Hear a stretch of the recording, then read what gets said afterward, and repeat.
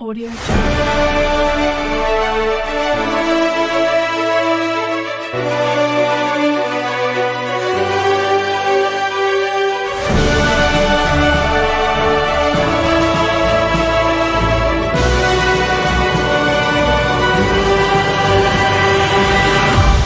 Audio Jungle.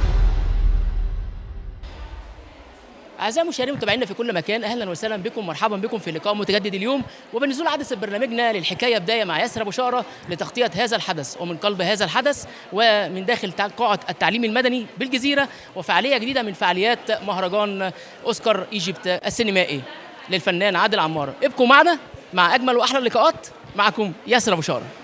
ولسه متواصلين اعزائي المشاهدين من قلب الحدث ومن داخل قاعه التعليم المدني بالجزيره، وفعاليه جديده من فعاليات مهرجان اوسكار ايجيبت السينمائي للفنان عادل عمار. ويسعدنا وشرفنا ان نلتقي بمقدمه المهرجان الاعلاميه الجميله هاله جبر. اهلا وسهلا بيكي ومنوره الدنيا ومنوره الاجواء كلها. اهلا وسهلا بيك ومبسوطه ان انا معاكم.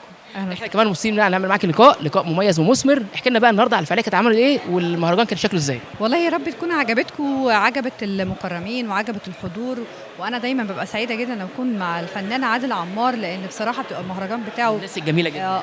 مهرجان بيبقى بيرتقي فعلا بيرتقي بالناس، وبيبقى فيه كوكبه من النجوم، ويعني بيبقى فعلا بيبقى حفل حلو وناجح واستاذ عادل بصراحه بيبقى حريص ان هو يرضي الكل، فبيبقى كل خارج بجد فعلا مبسوط. النهارده يمكن نور النهارده كان الحفله كانت معموله علشان كمان برضو اخوه صديقه عادل. بالظبط، استاذ عادل مبارز، وانا ببارك جدا لاستاذ عادل مبارز، وانا كنت مصورين في الوطن العربي. اتمنى كنت في يوم من الايام ان انا اخد صوره من الكاميرا بتاعته، بس ان شاء الله باذن الله يا رب يبقى ليا نصيب يعني.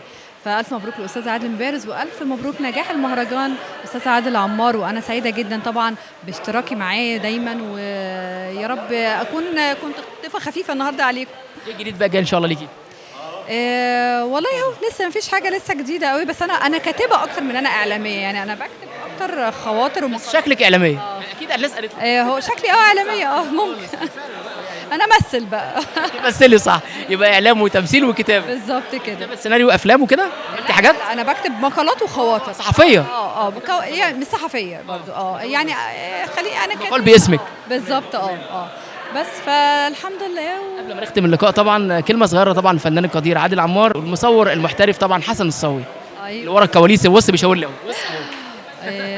طبعا انا ببارك طبعا الاستاذ عامر مبارز ثاني، والف مبروك ليه، وهو يستاهل فعلا التقدير، ويعني وثق لحظات وتاريخ وزمن جميل، وانا بحييه جدا، تحياتي ليه. وبشكر الاستاذ عادل عمار المخرج الجميل المتميز الطيب، فعلا قلبه طيب جدا وبيراضي الكل، وانا مبسوطه جدا ان انا بتعامل معاه، وبتمنى له دايما النجاح والتوفيق في مهرجان اوسكار ايجيبت السينمائي.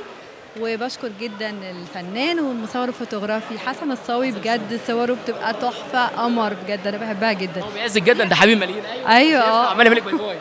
ميرسي يا حسن على الصور الجميله، ودايما يا رب بنلتقي في كل خير. وانت كمان دايما جميله، دايما متميزه، دايما متالقه، وليكي طله جميله في المهرجان، وما يكونش اخر لقاء، دايما اللقاءات نكون مع بعض ان شاء الله. شكرا ليكي. شكرا ليكي. شكرا.